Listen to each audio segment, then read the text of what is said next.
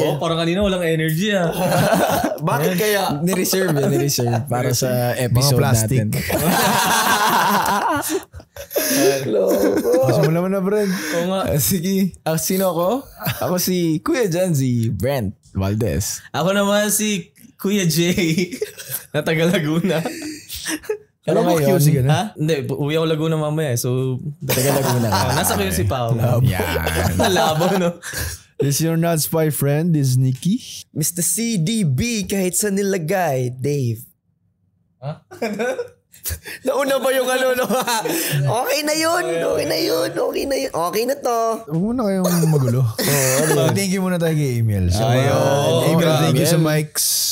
Love you, bro. You're the Thank best. you. Love Ang sarap boy. ng makinig ngayon sa sa kotse kasi linaw na ng audio. Pinapakinggan mo yung Yung sarili mo. podcast. Pag may pinapa-approve si Direct Cheska. Nakikinig ka habang nagdadrive. Minsan naiiyak nga ako habang nagdadrive eh. Oo nga eh. Grabe, narating na namin to. kasi may pupuntahan ako kaya narating na Narating namin. na. Yan. Emil yung bida ngayon. Kasi siya yung ano eh. Siya yung sponsor ng mics eh. Pero kayo ba, naging bida ba kayo ever for you? Like main character para sa sarili Segue mo? naman. Main character Sa energy. teleserye, bro. Oo. Ayan yung pinagbidahan. Kamusta yung feeling? Ano yung pinagbidahan mo? Of course, siya, overwhelming kasi nga, bida ka. Or ikaw yung main character. So, gampanan mo ng maayos. Yan. Yun lang. Anong ginawa mo pa? Kakupalan. So parang may kaakibat na responsibility yung pagiging main character energy. Ganun ba? So, yun lang. Sa totoong buhay. Minsan. Minsan. No. Do you think that's a good thing or a bad thing? Depende. Situational. Situational siya, bro. There are times napapaka-main character ako because of course, yung confidence mo, yung mismong ikaw dapat mong ipakita or Pero on the negative side naman, parang hindi naman gano kasi minsan nagbe-blend naman din ako sa mga tao eh. Pero once I'm with my family or I'm with my just to lang ba, parang someone na parang maging role model lang sa kanila. Yun lang. Kayo ba? Meron ba kayong ganun? Meron kayong ganun? Meron ba yung nakita ko kay Dave yung every time na sumasayaw siya, di ba? Parang Yan, isa din yun, bro. Isa din yun. Parang ito, Lumalabas yung alam niya yung ginagawa niya. si Practicean ko to. Yes. Dancer ako. Main character energy yun. For sure sa'yo pag kumakanta ka. Pag Lumalabas na kumakanta. And then, feel mo yun. kunwari, yesterday, nag-gym ako. Tapos, syempre, ikaw lang naman ang nagbubuhat. Wala namang magbubuhat niyan para sa'yo kasi muscles mo naman yan. ako every time naman pag nagmamahal ako. Yan! Pagmahal talaga. Bullshit. Bakit? Ako muna to. Main character na ako ngayon. Ayun yung energy ko. Kasi pag nagmamahal ako, talagang sabi ko, talagang mahal ko to. Ito ako, ganito ako magmahal. Parang niroromansa mo naman. Oo. Ganun. Sabi ko, J.R. Cilia to. Yan. seryo? Tapos na busted lang pala. No? Wala rin. Bago natin tuloy, sa mga di alam yung main character na term, ano ba yan? Explain natin. Oo nga, It's bro. actually a Gen Z Gen Z term na sikat ngayon. So parang marami kasing lumalabas sa social media na in your main character energy era, mga ganyan. And sa ating mga 90s, ano to? Bida-bida. Ako yung bida. Ganun lang eh. No? Bida-bida. Yabang naman ito. It goes, iba-iba naman ng iba-iba naman yung main character energy. At saka, hindi naman masama magkaroon ng ganyan di ba? Kasi parang confident ka lang sa sarili mo na kaya mong gawin yung mga bagay na mismo. Para siyang inner confidence that you have for yourself. Pero sa karamihan, mas nakikita siya as negative na description. Kasi nga, feeling bida naman na ito. Pero minsan kasi nasa moment ka ng buhay mo na kailangan mo siyang gawin para mabalik mo yung confidence mo. Kunyari, napunta ka sa rock bottom mo. Yeah. Wait lang, Tapos may tumawag sa'yo. Main character Sagutin mo muna natin ngayon. yun. Siyempre, nasa iyo yung attention. Exactly. Yun, main character. Okay. May positive and negative siya. Positive and negative. Ano ba? So nag-workout ka nga. Nag-workout ka nga. Pag nag-workout, ipupush mo yung sarili mo tapos ang ganda-ganda ng music na pinapakinggan mo. Talagang lalabas yung main character energy mo. Tapos, syempre mapupush ka, ipupush mo yung sarili mo na, teka, gusto ko gumanda yung katawan ko. Let's go! Tapos pause muna, konting flex muna. Hindi naman, pagkatapos sa siguro ng set. Pagka-pump na. Pag na-pump na, picture-picture ka Kasi na. appreciate mo yung hard work mo. Oo. Tapos kunwari, hirap na hirap ka lang talaga sa buhay o meron kang certain scenario in your life na parang, teka, mukhang mabigat tong araw na to Syempre, shift mo lang yun para ma-activate mo yung inner confidence para maging main character energy ka on the bad days. Galing diba? Ulitin mo nga. Hindi ko na alam. Share tayo ng experience natin nung nagpa-main character tayo. Pa-main character. O sige, Jay. Brent, ikaw nga. Salita lang eh. Ganda. Ito, pre. Nung GMA Gala. Oh, yeah. Sa GMA Gala, syempre, you will dress nice, diba? Lalagay mo yung pinaka-best na suit mo. And then you will go there. Bago ako pumunta sa gala, meron muna, mina-mindset ko muna yung sarili ko na tonight, I will enjoy. And then, celebrate ko yung lahat ng experience ko sa over the years dito sa showbiz industry. Tapos pagdating ko doon, parang kahit alam mong may mas malalaki talaga, na ikaw para ka na lang tuldok. Anong buhangin na? Buhangin. Makikita mo sila Miss Heart, si Cheese Escudero, dadaan will walk right past in front of you. Tapos ikaw parang, okay daw, main character energy to ngayon. Ako rin, nung naggala ako, kasama yung mga friends ko. Saan gumala? Naggala lang kami, pre. Main character. Main character. Sa friends, di ba, sa cliques, meron bang, ikaw ba yung main character sa grupo nyo? Oo nga, may ganun ka bang nafe-feel? Siyempre, mayabang tayo eh. Hindi, wala. Hindi, kapag ako naman kasi, kapag kasama ko mga friends ko, hindi labas yung work. So, hindi ako nagpapaka yung main character na artista ako. Ako dito Pre, trabaho lang natin yun. Ayun ang laging nasa isip ko, laging yung sinasabi sa kanila. Trabaho lang namin yun. Pare-parehas pa rin tayo. So walang artista. Ikaw nung gala Down to earth, no? Down to earth to si Jay eh. Tapos lover boy pa. Oo naman. Main character energy. Main character eh. Yeah. Sa pagmamahal, kaya kayo dyan, ingat kayo sa akin. Maramdaman yung energy ko. Sorry. Ako nagpapaka-main character ako. Kapag mag-isa lang ako. Sobrang weird. Kunyari paglabas ko ng sasakyan, parang inisip ko may camera sa akin. Parang music video. May mga ganun. Ganun, bro. Hindi nakita ko one time si Nikki. Mabagal ako. Sa basement ng GMA. Pagbaba niya sa sasakyan, gumanon pa sa akin. Wow. Hindi ako yun. May manarista siya ganun. Ganun ba? Bro, anong problema mo, bro? Kasi minsan pa yan, kaya naglalakad ako sa mall. Ayan. Parang mabagal yung lakad ko. May certain lakad ako na parang lumulutang. Nakita ko nga si Nikki. Ganun. Parang lumulutang. Pero sa sarili ko lang yan. And then you feel good about it, diba? Kasi you have that inner confidence eh.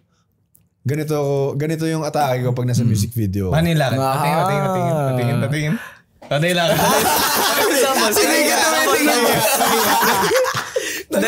Yung naiiwan yung paa sa likod, yung gumaganon. Yung may delay. Tsaka sa gym din minsan. Kunyari maganda yung set mo. Tapos, nakita mo medyo pumped ka. Reflex ka na. Reflex ka sa salamin. Ganun lang naman. Yun lang? Mga subtle lang. So, kasi sa pag-artista natin, nasabihan pa ako once ng handler ko na, feel mo naman minsan na na artista ka. Kasi yung galaw ko parang normal na tao. Kaya rin nasa isang area kayo. Tapos, kailangan VIP ka. in a way. Pero hindi ako nagpapaka-VIP. So, kaya kailangan ko ng tubig ko. Ako mismo kukuha. So, di ba, yung iba utos na lang sa handler or sa PA na pwede pa kuha ng water, pwede pa kuha ng ganito, ganyan. Minsan ako yung tumatrabaho So, mukhang tao ako dun sa area. Gets mo yan? Gets. So, never ako sa pag-artista naka-feel ng gano'n. At saka hindi kasi humble. mahirap pag yung sa work natin na mag-ganun ka. Kasi maraming malilabel ka nila na mayabang. Iba yung masasabi sa'yo ng ibang tao. Kapag hindi ka nila kilala. Yes. Pero kailangan natin minsan yun kapag may mga kausap tayo ng mga like yung mga high ano ba tawag profile, mga upper class people. Premium people. Mga VIP premium. Di ba kailangan makipagsabayan ka talaga sa kahit hindi mo ginagawa yung mga bagay na kailangan makita nilang confident ka na kaya mo makipag-usap sa kanila, ma-present mo yung sarili mo na tama. Ako to. Si JR sila po. Kasi iba nga namamatay. Kunyari, hindi ka confident. Ba't ko kakausapin to? Parang gaganunin ka nila. Parang nagano'n sa isip nila. Depende sa tao, pero mostly ganun. And also, I think kapag main character, you're in your main character energy, whether you're talking to people or you're with people, parang somehow na nabibigyan nyo sila ng, na-influence sila in a way. Parang makikinig sila sa'yo. Yes, correct. Parang, may alam tong tao na to Alam yung sinasabi niya. Kaya pala wala nakikinig sa akin, bro. Andito na kami. Ha? Nandiyan kayo. Wala silang choice. Ha? At sa mga viewer, mga natin nakikinig sa podcast. Buti na, swerte ko rin pala. Iba practice na ni Jay ang main character. Mamaya pagbaba dito sa building, nakaganyan, no? Yan. Sir, anong nangyari sa'yo? Main character energy. Pag-uwi sa bahay na biglang main character energy na to. Ganun lang. Bukod sa inyo, may na-meet pa ba kayong ibang tao na feeling nyo nagpapamay? Ay, madami. Especially in our industry. Sino? Brent Valdez. Ako, na-meet ko yun, yung Brent Valdez.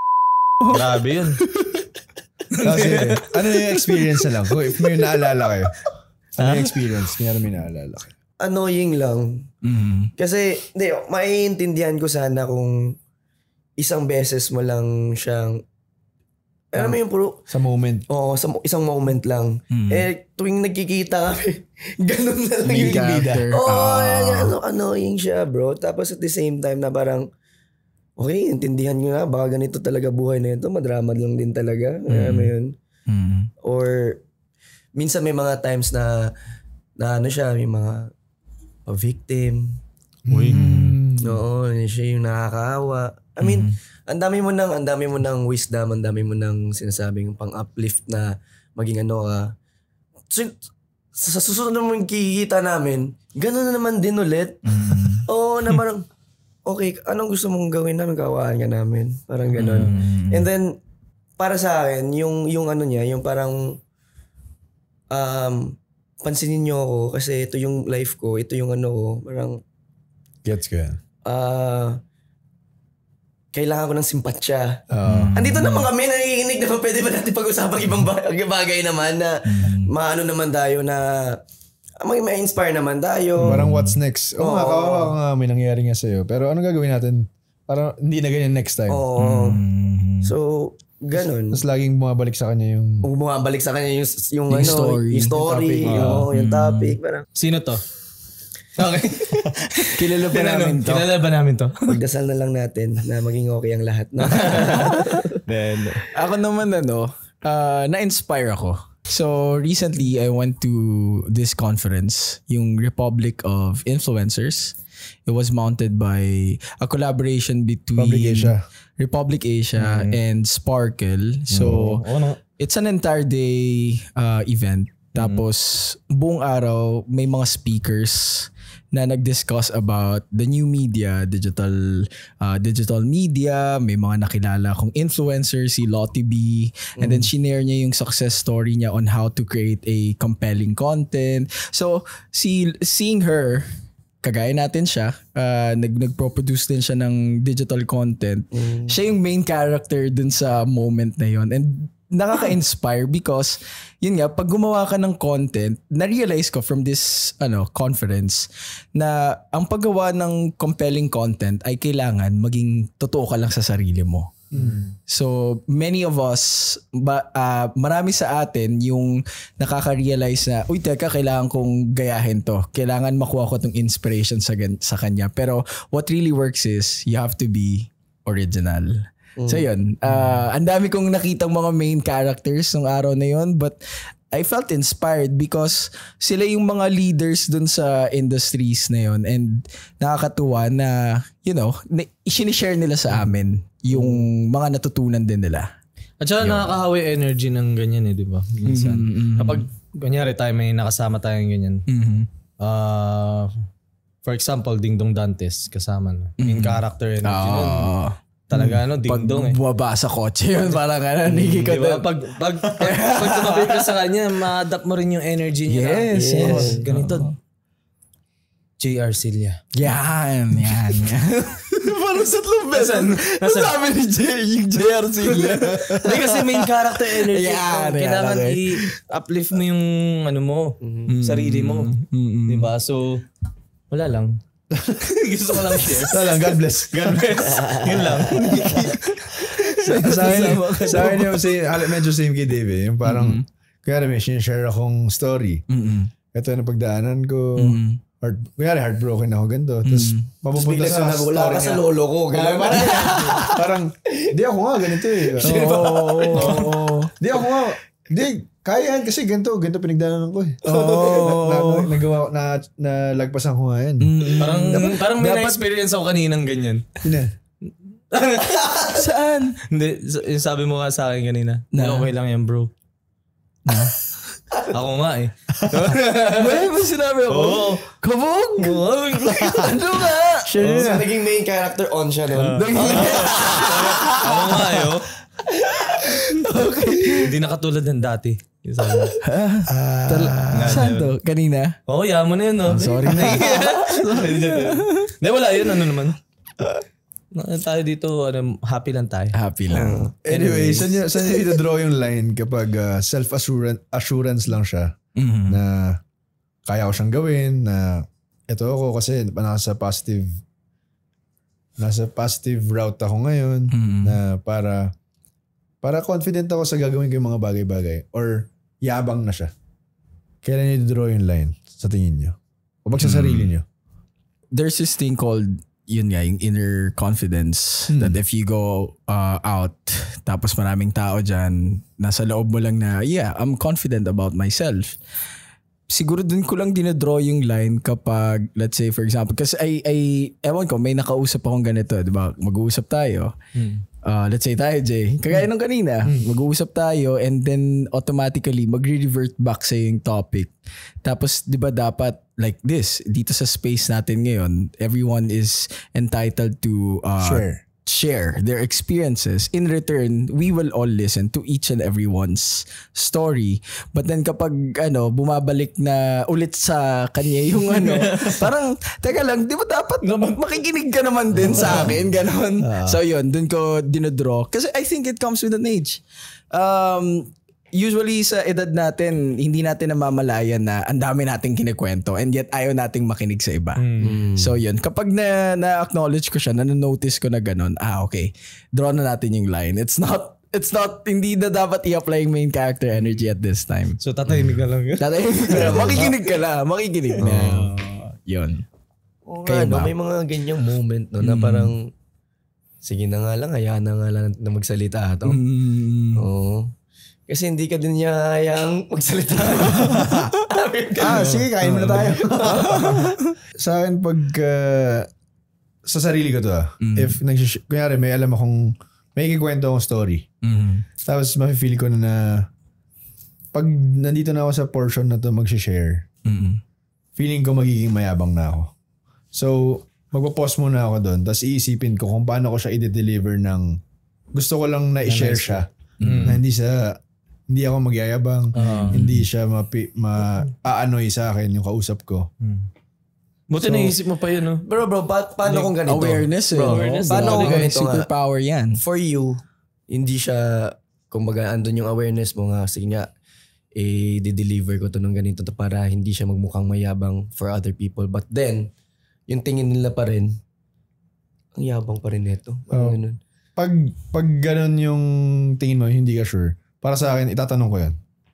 Mayabang ba yung sinabi ko? Para nandun, para open na siya. Hindi siya yung parang... Na-address mo na yung elephant. Hindi nasa utak mo lang. Tapos titignan mo siya na parang, mayabang ba ito sa akin? Mayabang ba ito sa akin? Ano yun makakabaliw lang yun Pagka may, para sa akin, sa sobrang dami na pinagdaanan sa buhay, pag may unsure ka, itanong mo na.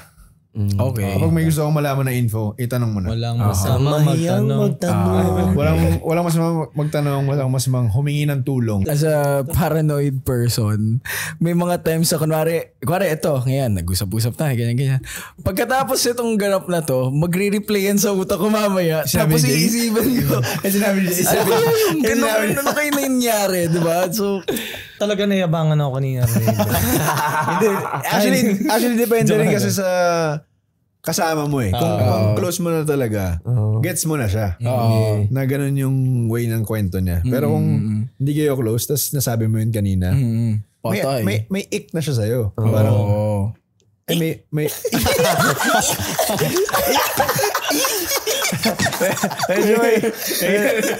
ganun na. Konting ano na yun. Mahirap inis na konti. Sa bagay. Mga tao pa naman, di ba, ginajudge ka pag sa first First impressions last daw. Last. Yeah. Kaya yung iba nayayabangan na agad, wala pang sinasabi yung tao. Oo, di ba? May mga ganun kayong nakasama o nakilala? Sa akin, nayayabangan sila kasi parang resting bitch face din minsan. Kung di ako nagsasmile. Tapos, yung the way nga maglakad ako, kasi nga may iniisip akong nasa music video ako palagi. So the way I walk, the way na lagi akong masungit. Yung aura mo parang mayabang para sa kanila, mainit para sa kanila. Pero pag nakausap na, hindi ko pala mayabang, no? Dati nayabang, maraming nagsabi sa akin Lutang lang. Kasi yung kanina yung kape dun, hindi nyo. Huwag natin mag-usapan yung kape na yan. Kaya tahimik lang. Inner confidence lang yun. Tahimik lang. Yung main character niya, hindi, kaya ko to. Kaya ko to i-solve. Hindi pa ako hingi ng tulong. Nilagyan ba naman ng tubig? But I think bro, knowing you for a very long time, yun nga, yung one-up days natin, si Nicky yung palagi ko nakikita na yung knows himself. At kapag pumasok siya dyan, yung confidence nito. Talagang it's there. Main character. Main character pare. I think it's a good thing. Eto, nasa gitna palagi sumasayaw. Kasi si Dave kasi pinamagaling magsayaw sa atin. Talaga bro. Hindi ko nga napanood yung performance mo dito sa nung nag-perform kayo sa event. Nung yung one brand event. One brand event dito sa BCH. Huwag niyo nating pag-usapan yun. Yung main character ko na boom! Na-off-pre. Paglabas, gano'n na Hindi na makatingin sa mga tao bro. Wag na. Siya ang layo Layo sa topic bro. Hindi ko na panood yun bro. Parang... Pare, wag. Eto na lang bro. Eto na lang. May replay ba yun? Kailangan mo panood bro. Promise. Nung mismong araw na yun, sabi ko. Ano ba yun? Ano ka ba dun? Wala. Si Miss Ace lang. Hindi ko matignan si Miss Ace sa mata, man. Sabi ba, delete sila. Tapos gusto pa nila, sabi nila, Miss Ace, perform lang kami.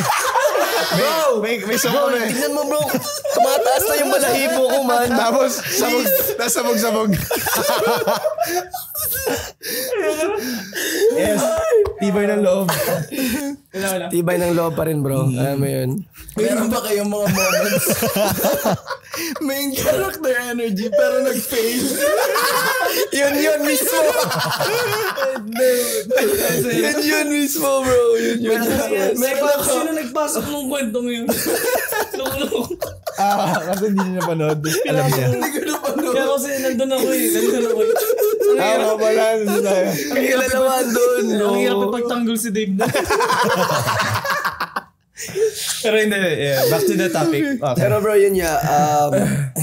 Yung sa akin naman, lumalabas talaga yung main character ko, bro. Pag parang nagpapakita ng talent, bro.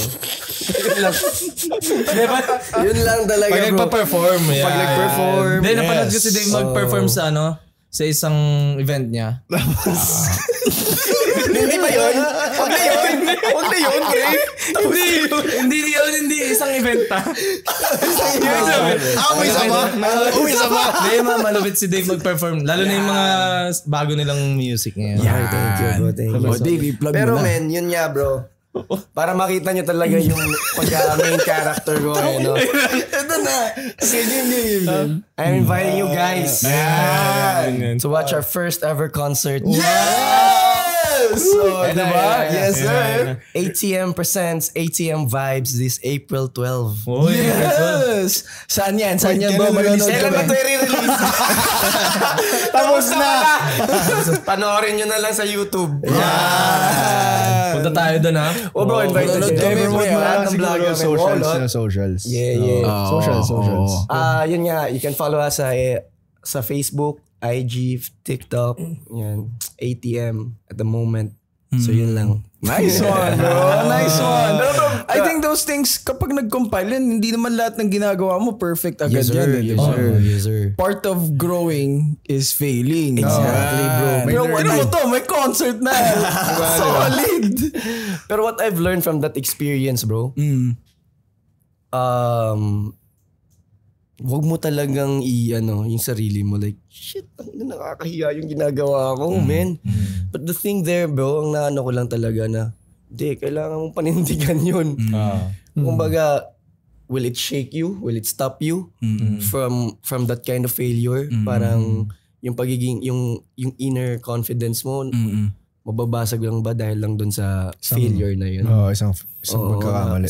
Pero hindi naman, for me, hindi man failure yun. Bro, for me, bro, failure yun, bro. Hindi, Kasi lang. we're too cocky nung pagdating namin talaga, bro. Bro, may perform kami, bro. Hindi lang, Bro, di ba ganun yung hindi lang napaghandaan ng maayos siguro. Tsaka sobrang ang tawag nun, freestyle or sobrang improvise. Hindi siya well prepped. Pero ganun talaga kami, bro, kumbaga sa grupo, wow, naging main character na yung the energy. But again, kaya siya ATM, bro. We always live at the moment. Yeah. So whatever. The present. Yeah. So kung perform tayo. Parang ganun. Or tayo, gawa tayo gawa tayo. I mean, always at the moment.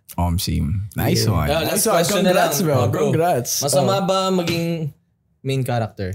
Bro, there's sa sarili bad, mong buhay. there's bad, there's good sa pagiging main character. I think it's how For me, hindi naman. Basta wala kang natatapakan na ibang tao. Yeah. As long as na naging tayo, parang if the intention is to be inspiring, inspiration sa lahat, or to represent lang sarili mo na hindi naman kailangang mangapak or mag-overstep ng ibang tao, then I think it's good naman. Kasi nakakatulong naman siya Hindi, mag-main character ka lang kasi buhay mo yan. Yeah. No? Tama naman. Kung maging main character ka, marunong ka ding makiramdam. Kasi hindi ka lang main character Ikaw, diba? So, respetuhan ng kanya-kanyang main characters. Kanya-kanya tayo main character ng each story natin. Yes, sir. Yes.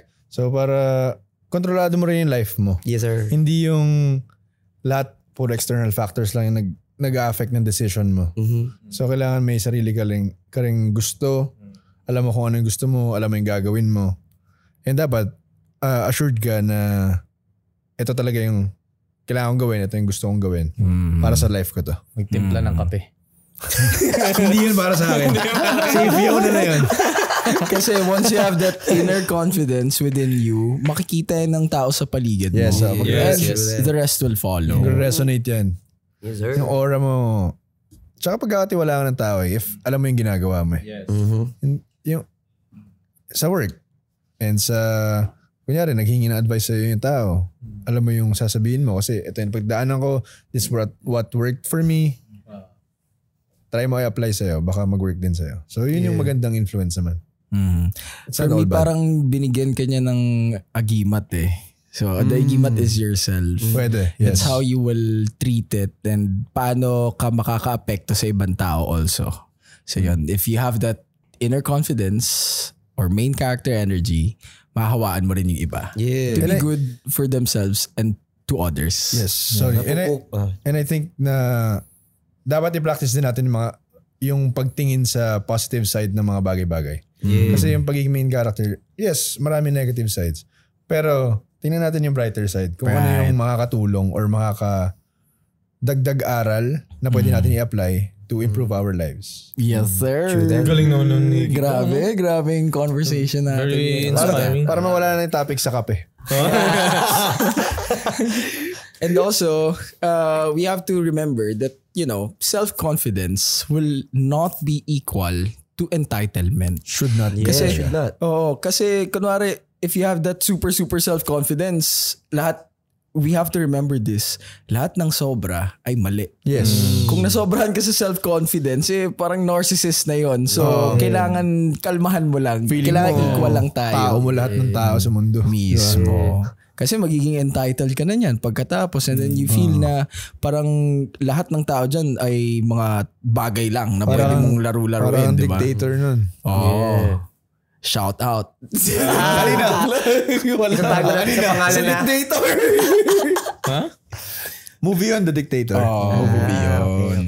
And syempre, follow na rin nila tayo. Kasi, Oo nga naman talaga. Syempre tayo main character dito eh. Yun, mismo. Follow kami saan? You can stream us sa Spotify and you can watch us sa YouTube.